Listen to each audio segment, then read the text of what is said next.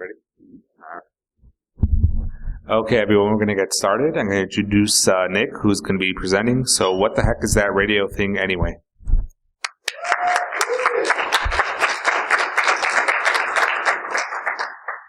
Hello. So yes, what the heck is that radio thing anyway?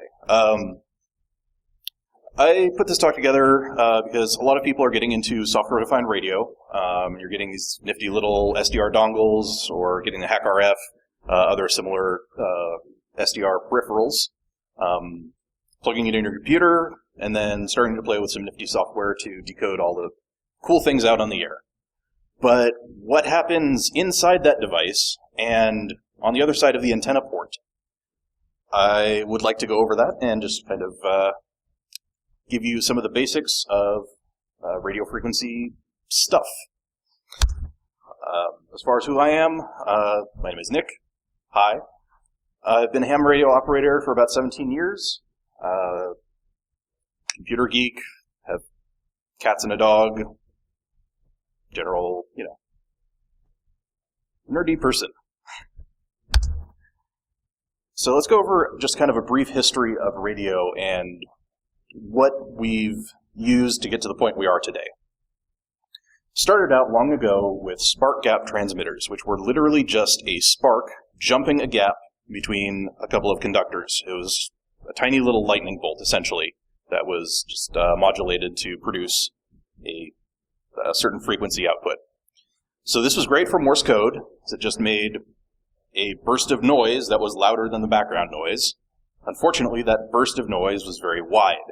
So it took up a whole lot of the band that it was in. You couldn't have a whole lot of signals coexisting. It wasn't very efficient. We decided to go try voice and other communications methods. Morse code is still in use. They just kind of made it more spectrally efficient. One of the ways people could receive these signals was with a crystal radio, which is just a tuned circuit of a capacitor and inductor that's made to resonate at a particular frequency that you're receiving.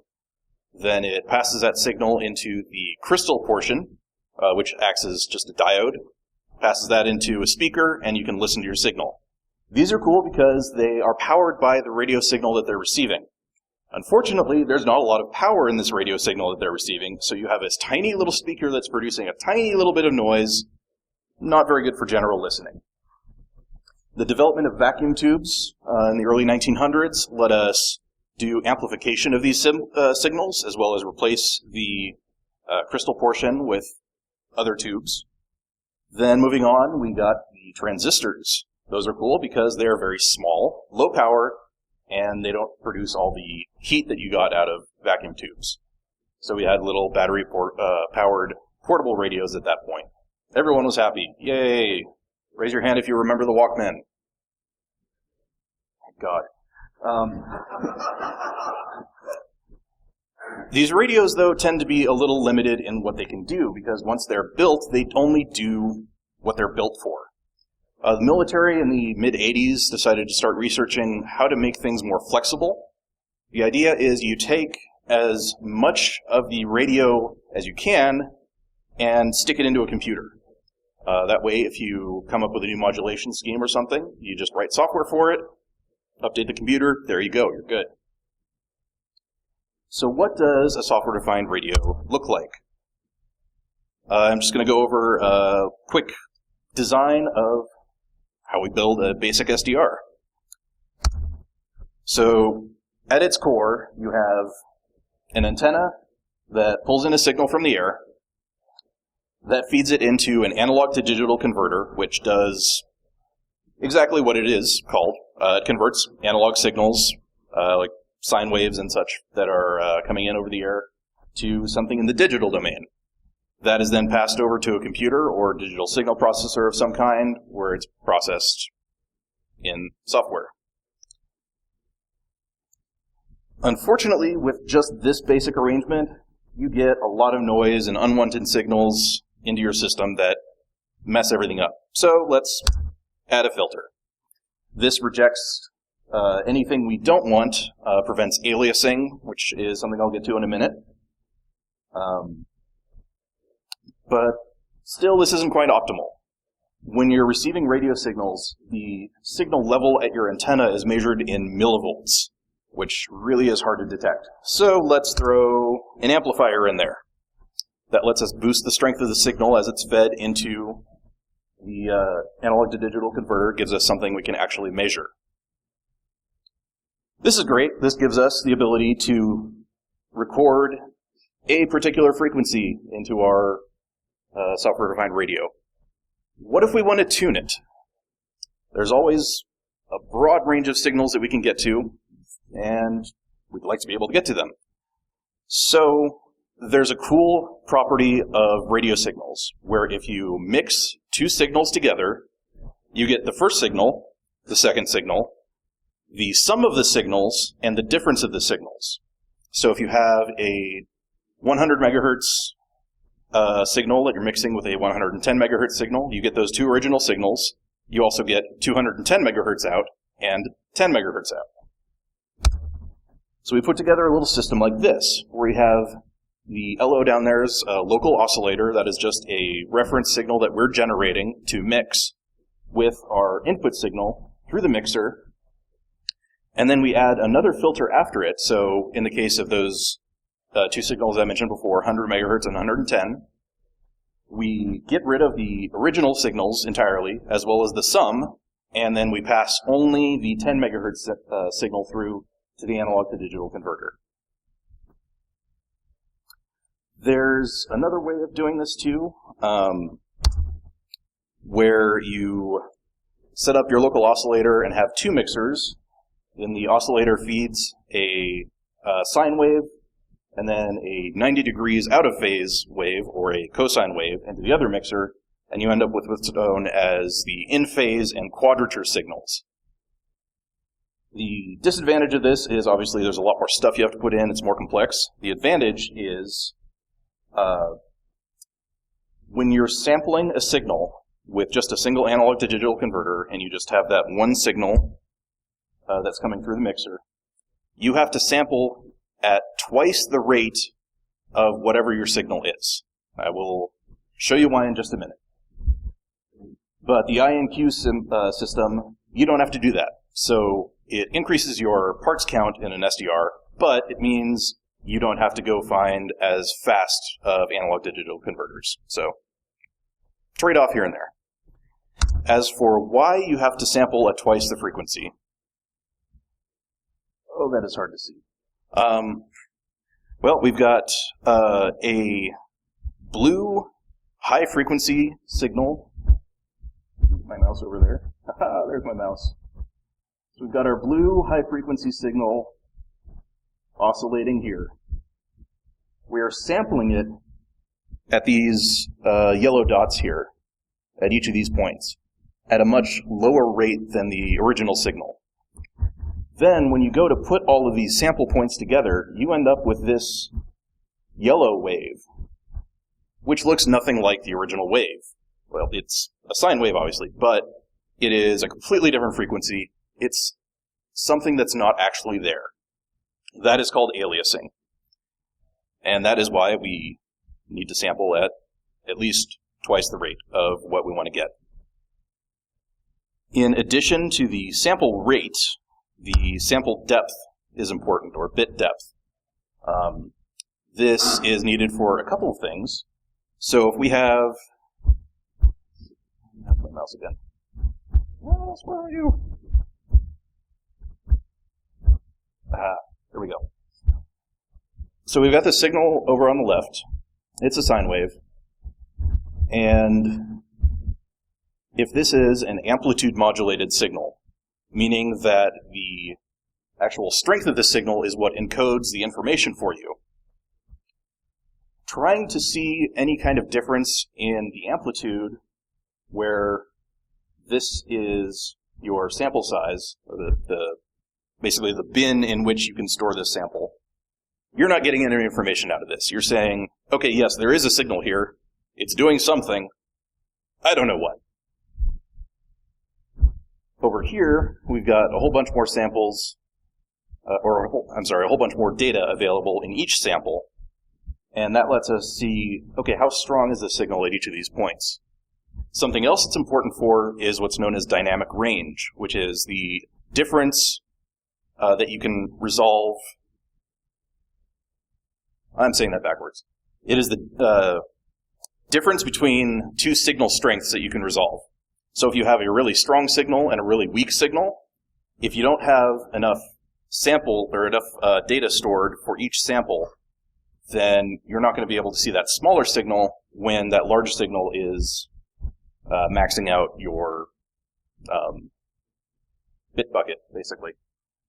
It's the same kind of concept as when you take a picture of a bright scene outside and you've got a shaded tree. You can either have the shaded tree in view and the bright sky be totally blown out, or the bright sky be in view and the shaded tree be completely in shadow that you can't see. Same thing, your camera doesn't have enough dynamic range to resolve that full range of light. What is it we are actually receiving? This is a chart of the United States frequency allocation spectrum. It has a ton of stuff on it. This usually comes in a 24 by 36 poster, and you got to get really close to actually see what is going on. This covers from 3 kilohertz to 300 gigahertz, and a hertz is just a measurement of the cyclic rate of a signal. So a 1,000 hertz signal, you're wiggling electrons up an antenna 1,000 times per second. You might hear some old school radio people talk about kilocycles. Same thing, but nobody says that anymore. So let's take a look down at the bottom. There's this little orange section. This shows us the radio spectrum itself, and then other kinds of electromagnetic radiation. So radio, infrared, visible light, X-rays. It's actually all the same. It's just as you go further over, it's significantly higher frequencies. And then just a little zoom in part of that spectrum. You can see there's still a ton packed in there. So the lesson there is the radio waves are very busy. And as far as what an electromagnetic wave actually is, you have a wave that is both electric and magnetic. You have the electric field component would be in, say, in this case, the vertical plane. It's wiggling along. And corresponding to it in the horizontal plane is the magnetic wave, also wiggling along. You pull those out of the air with an antenna. An antenna just can be a piece of wire, can be those funny things you see hanging up on your house to pull in TV signals. But all it does is it resonates at a particular frequency, and when a signal comes in at that frequency, it induces a voltage in your antenna, which can then be detected by your receiver. Antennas themselves are pretty cool. They are, like I said, tuned to radiate or receive as well at a particular frequency. They also have a certain amount of bandwidth specified. Bandwidth in RF is not the same as bandwidth in internet. It is literally just the width of the band. So if you have an antenna that's tuned for 200 megahertz and it has a bandwidth of 10 megahertz, it would cover from 195 to 205 pretty well. Antennas have a property listed known as gain. Some people see this as, oh, this is how much power my antenna increases. Actually, all it is how much power your antenna focuses. You don't get something for nothing. So wherever you're increasing your amount of signal, you are decreasing the amount of signal in another area. This is a polar radiation chart. This indicates a highly directional antenna. You can see that it's got these large lobes of signal pattern off to the right in both the vertical and horizontal planes. But over on the sides and back, there's basically nothing at all.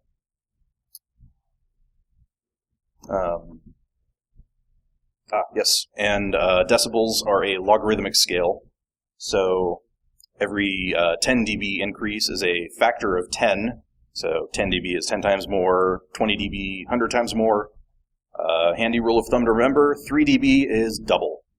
So when you see a 6 dB antenna versus a 3 dB antenna, it's twice as much focused radiation and wherever it's going. 9 dB would be 4 times as much, etc. I think I mathed that right.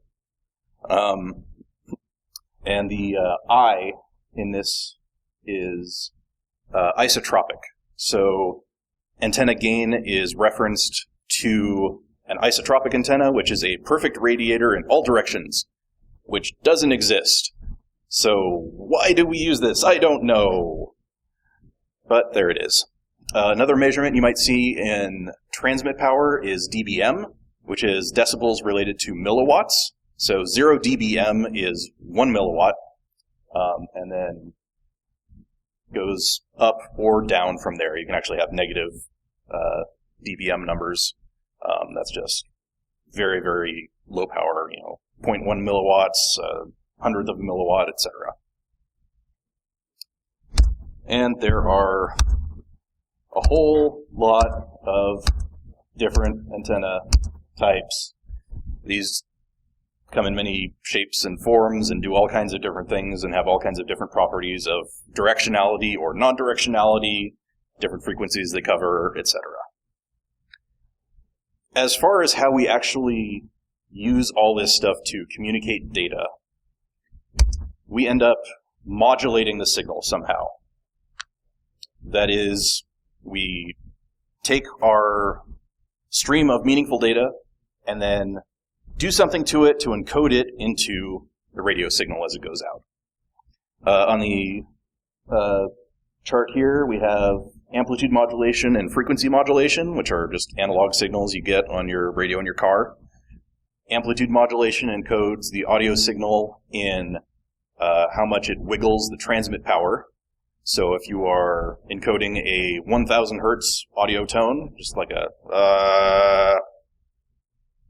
about that, that is how fast you are wiggling the transmit power of your AM signal up and down. FM also uses wiggling of your signal related to the audio frequency. What it does, though, is instead of changing the transmit power, it wiggles the transmit frequency around some center frequency. There's some set amount that it can do that. It's known as deviation.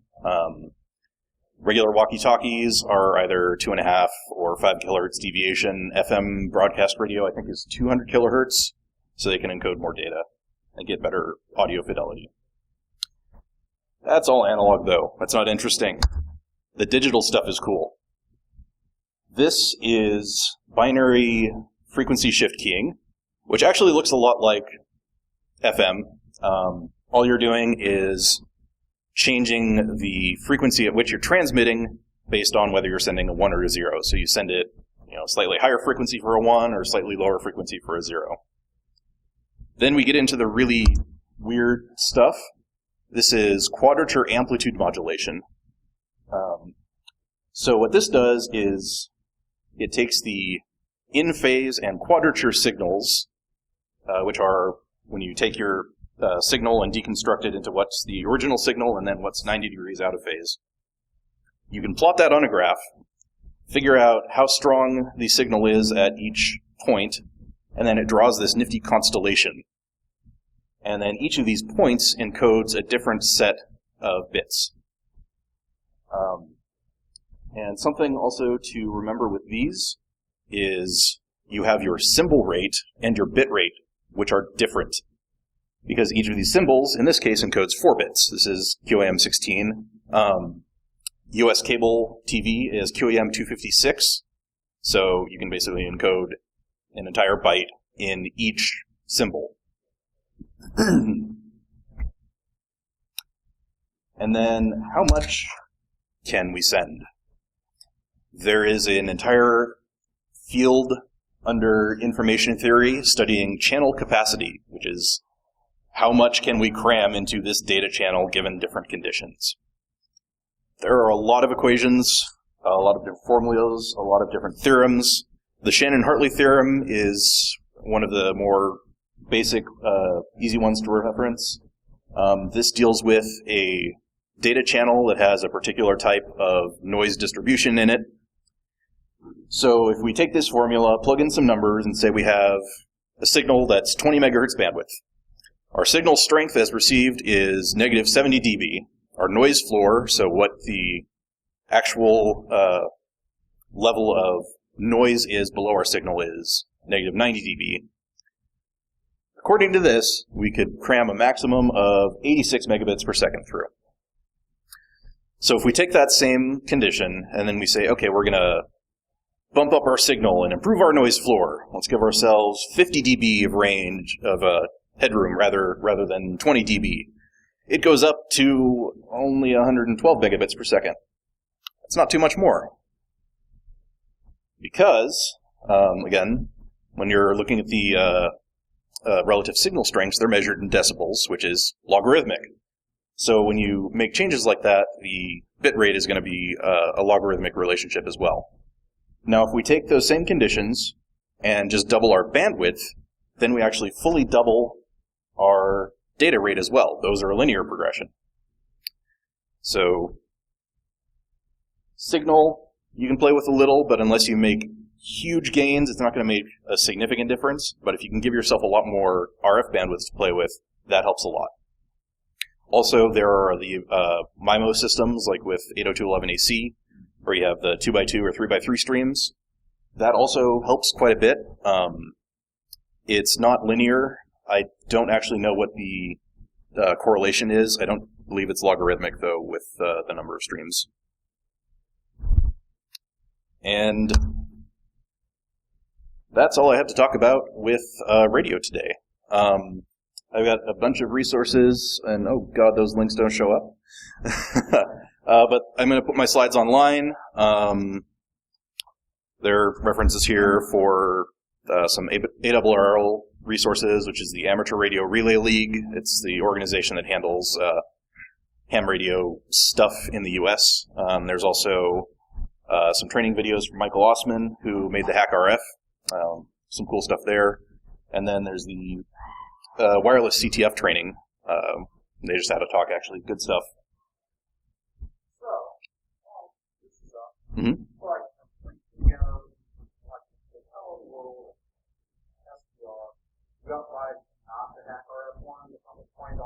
Yes. Right? Those.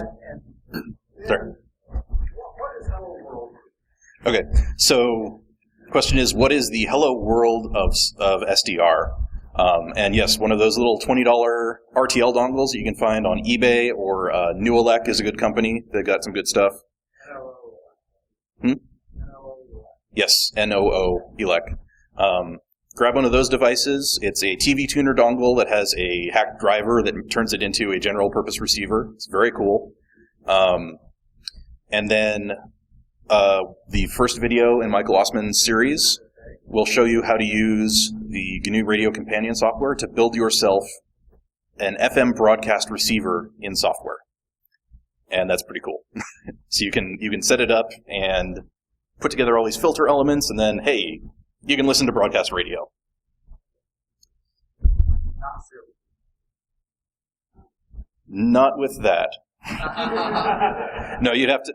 They encrypt their stuff, so you can. There are things you can do to receive the bit stream. Yeah. 104.7. Yep. There you go. And then, like I said, I'm going to be putting this slide deck on GitHub, which you can't see because I picked bad colors. So github.com/explodinglemur. You can find me on Twitter @explodinglemur, and then my very rarely updated blog that has essentially nothing on it right now, blog.explodinglemur.org. So yes, does anyone have any questions? Nope. All right. Thank you all.